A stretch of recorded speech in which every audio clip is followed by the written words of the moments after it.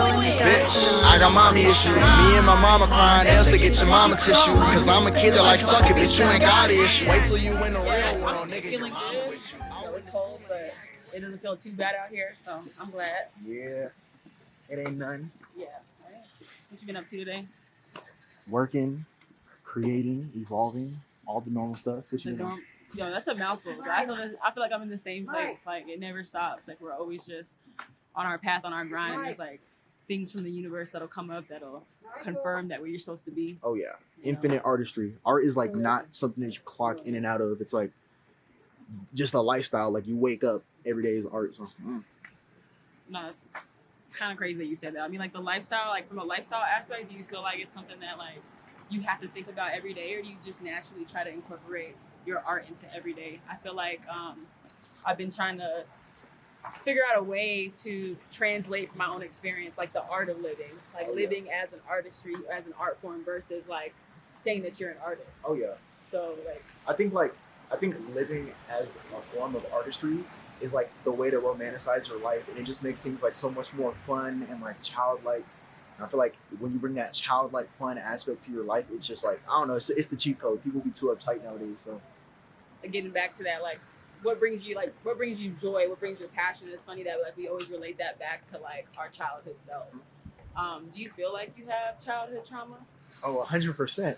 100%. Everybody does. Yeah. You do. Yeah, everybody does. It's funny because I've asked people before. Always asked that question, and I feel like I've met people who are like, no, like my childhood was lit. Like I don't have anything that I need to heal from, and I, in a way, am like, I don't want to say jealous of that, but I'm just like, hey, how blessed is that you don't have to deal with that? But you're right, like everybody has it. So everyone got something. Because if you don't have some kind of childhood trauma, then you'd be like a perfect person. You'd never be sad. Like all pain in life, I feel like always stems from some level of something that's happened to you as a child that allows you to react to certain things like harshly and negatively. So for them to say that, they low key capping, bro. Is there anything right now that you're working on as far as like maybe some pain from your childhood that you're trying to recognize and identify with? Like what comes up the most for you now as you're like emerging into adulthood and kind of like getting your, like finding your footing as far as being an adult? Damn, that's a deep question. I love it though. I would say like for me, I've been noticing my people pleasing tendencies, like being way too like nice when you don't need to be nice, like certain situations you're supposed to stand your ground and things like that. Yeah. And then second biggest one is probably just like not being comfortable with being alone. Like I've been involved with siblings and parents in the house all the time. So to be alone now, like being out the crib and like out of high school and stuff, those are the two probably hardest things, just being alone and then people pleasing and getting stepped on. Where do you think like the people pleasing comes from? Like if you can like look back on your childhood and you talk about like, okay, my need to people please stems from this, like where does your brain automatically link to? First thought is probably like my mom was, I love my mom, but very harsh person back then, which allowed me to kind of like out of an act of survival, like I gotta be like nice all the time. I gotta please her all the time. And if I slip up once, if I'm not perfect, then she gonna be hollering, even though she ended up still being on time. And like, it's just programmed me to always avoid confrontation and conflict and everything. And that's low key not healthy. No, I agree. Like one of my favorite quotes is that confrontation makes conflict the pursuit of trust. So it means that when you're in a conflict, you're trying to confront somebody or address something, it's always in pursuit of trust for that person, trust for yourself to kind of get along and get away. And some people view conflict as this thing to avoid, to be like, you know, I hate it, I don't want to dive into it, but it really is for our growth and our understanding. Yeah. And I relate so much with what you said about the people pleasing aspect of it, because I feel like as an adult I've suffered from that as well. And for me, it definitely comes from just wanting to appease my parents. So there's this like thing when we get to be adults where we realize that our childhood traumas and our things are linked directly from our relationships with our parents. So as it comes up, you're like, okay, I can identify that, where that problem is, into my adulthood and not carry that into my future relationships. Oh yeah, so, very important. So what are you doing actively to kind of just, I guess, move that along in your life or move that out of your life, since you are conscious of it? Slowly weed it out. I'd say like with the people pleasing aspect, just like understanding the mantra of like you are like know what you deserve, basically just like actively having that in my head, like anything that brings me dis-ease or like non-peace, like just avoid it, or you can cut those people off. Like it's like not, it's okay to cut certain things out of your life that like hurt you or that stress you out. Like you don't have to keep them around just for their sake, or like you got to put yourself first, like just remembering that. For sure. Yeah, that's interesting. I feel like with healing childhood trauma, it's not an overnight thing. You don't just recognize where it comes from and then you're just automatically healed. It's like something that you have to work at constantly. Yes. So what does that work look like for you? Constantly. Just on a daily basis, like what are things that you do to recognize and kind of, or if it's maybe it might not even be daily, it could just be in general a thought. I would say just reassuring myself when I'm alone and like going through it or like uncomfortable with life or something, just constantly reassuring myself that it's like okay, or reassuring myself that like I don't need to be perfect and I can mess up, I can make mistakes, I don't have to be perfect and put on a show for everybody, you know. No, for sure. I think that's like a conundrum as an artist where you're like, so how is that helped, or how has that helped your creative process? Just like understand like maneuvering through the it allows me to definitely have more creativity or more time to just like not time, just like it allows me to just create more in general, because now I'm not on the mindset of like, oh, when I create something it has to be perfect, fully thought out, fully like premeditated. Sometimes I just make some stuff. If it ends up being ass, it's ass. You know what I'm saying? Just making something new, being a constant flow of like creation, like out of knowing that I don't need to be perfect. That's probably how it's tied into my creative world. I guess talking about mental health and just like the constant like need to create, how has creativity affected your mental health, positive or negative? One of the reasons, and I'll just preface that question with just a little bit of background of why I invited you here in the first place, is I think you're really good and you have a really good unique stance on mental health, where it's like a part of your creative process, and you let your fans and you let your people and the people you're delivering your message to kind of know that up front without saying it.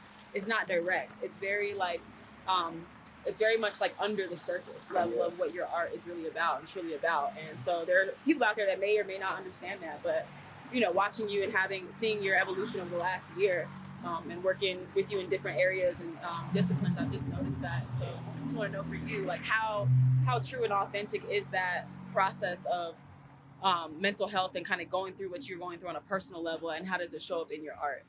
Yeah, so creatively, how it's like affected my mental health, just being like an artist, being a creative in general.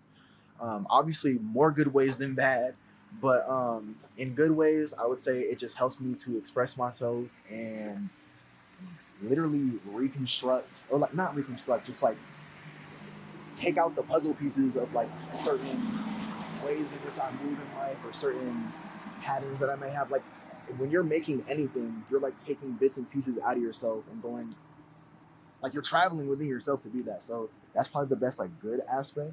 But as far as bad things that come with it, it's just of course the slip ups of wanting to be perfect, or people saying like, oh, I don't like this or I don't resonate with this. I'm a fan of Moses, but this not it. Like just taking those hits is probably the only like bad part for real. But majority good. Okay, so you're saying that the negative attribute is like the criticism that you receive Oh, for putting 100%. putting yourself out there and being transparent. Yeah. Which is exactly related to the people pleasing aspect that we just talked about, because it's like if you feel like a need to want to make people happy and you have that and you receive that, like how does that feel, and how are you able to keep going despite that? Yeah. Essentially it comes full circle, because the way that I keep going is that reassurance, like I said before, of like, you know what, if people disagree with it or if people critique it, I can't please everyone. It's helping me. As long as it's helping me, I got to put myself first. So even if nothing transpired from music, no opportunities, no just nothing in return, I would still be making music because it's just something that helps me. And that all comes full circle with just healing from it, for real. Putting me first. Yeah. And what does that look like? Putting you first. Like how do you battle that with like just putting yourself first above all, when it comes to like serving people and like kind of knowing that your message is for other people?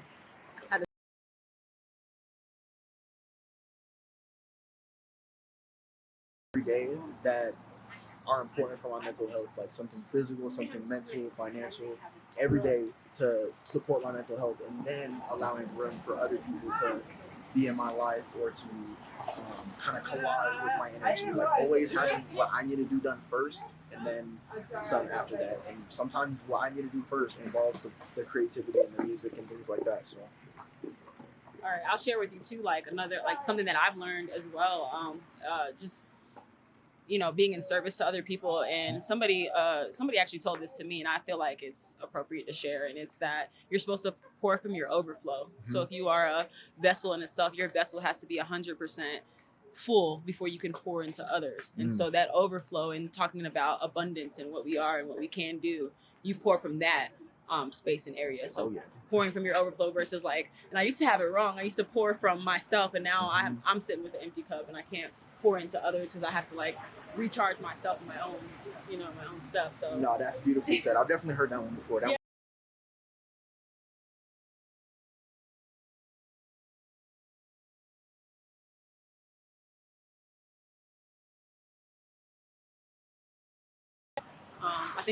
I think the approach sometimes, like, you want to cut people off, or you want to just be like, I'm not dealing with them, or I don't have anything to give, and I just need to go into myself. And it's like when you truly have a message for people, it's hard to kind of shut that off because that's your organic passion itself. Yeah. To serve people, you have to serve yourself first, essentially. And since you asked me, I want to ask you too, just so I can find like more ways of healing. But what are ways that you have actively healed with like the stuff that you said affects you from your childhood? Operating like forgiveness. So what you said about your mom and your parents, and just in general, like recognizing when you get to adulthood and you're able to be on eye level with your parents and realizing like, hey, they're an adult and I'm an adult. And I had to realize like, damn, they're still trying to figure it out. Like even to this day, they're still building and growing and evolving in themselves. So offering forgiveness to my mom, to my dad for those things that they may not have known before, or they may not have understood at the time, or knowing what to, I think, I'm not a parent, so I can only imagine how hard parenthood could be, trying to translate your entire self to give your children the lessons that you've learned and seen that. So I've just offered grace and forgiveness to my parents because I'm like, hey, as an adult that's like evolving still, now I get it. As a child, I was resentful, and I had to let that go, and that's not for me to carry because there was only so much they could understand. They can only meet me at the capacity that they were at. So I be hearing that all the time. There was someone that told me, I forgot who it was, but like, it's just a way to kind of empathize with anyone, even if you have resentment for them. But always remembering that like people are genuinely doing the best that they can with what they have, like in every moment. So if someone is quote unquote a bad person, or if someone is hurtful, whatever, just know they are doing the best with what they can right now. They're coping with life too. And that whole forgiveness aspect that you said, that's something that I definitely had an awareness of recently.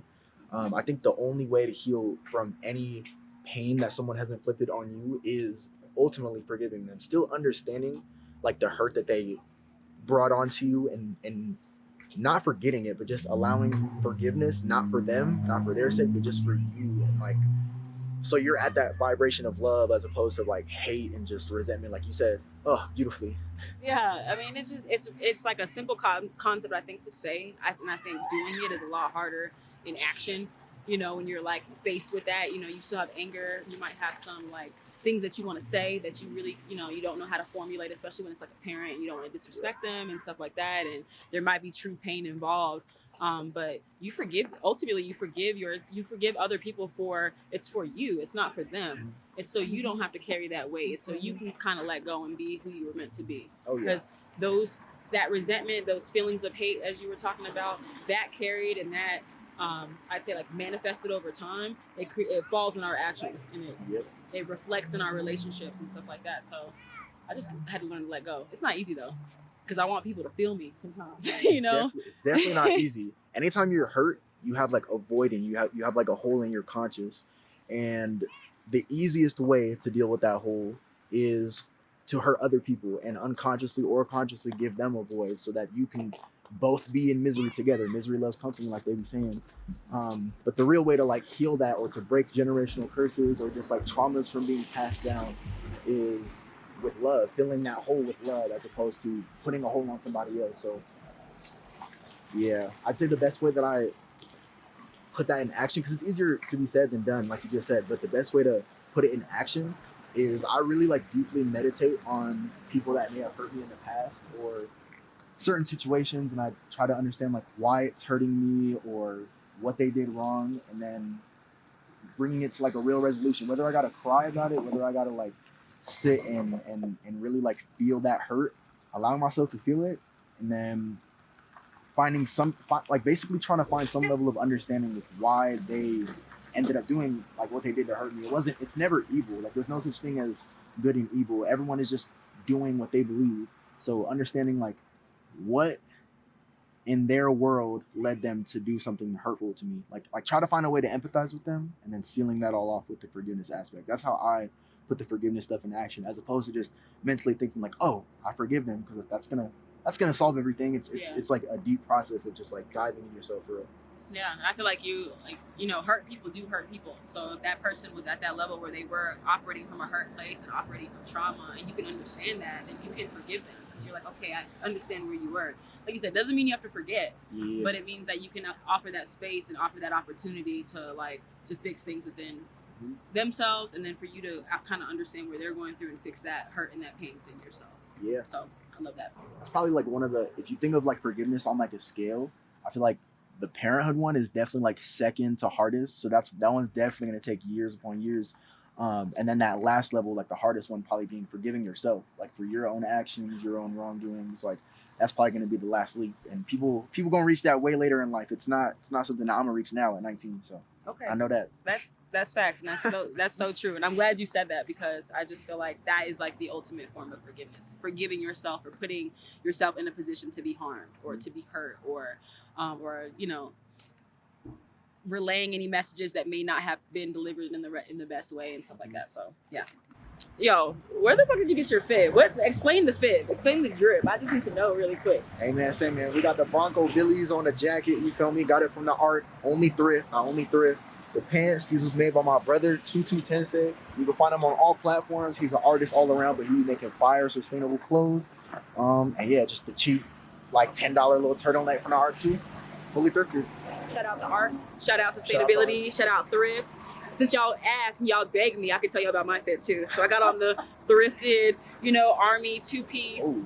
You know what I'm saying? Something baby. Thrifted, the thrifted North Face, cheetah hat, cheetah gloves, just for a little meow, Yo, I appreciate you coming out to Manitou, meeting me out here. Part of what we're doing, like the work that we're doing here in Manitou with Eco Village, is trying to offer conversations about mental health in different ways. And so you contributing your stuff to me, and you're lending your time and talking with me openly about your experiences is really helping. And you're somebody that I admire. You're somebody that I respect in this community. And I just wish you the best, wish you well. If you ever need anything, just reach out. Oh, likewise. Thank you so much.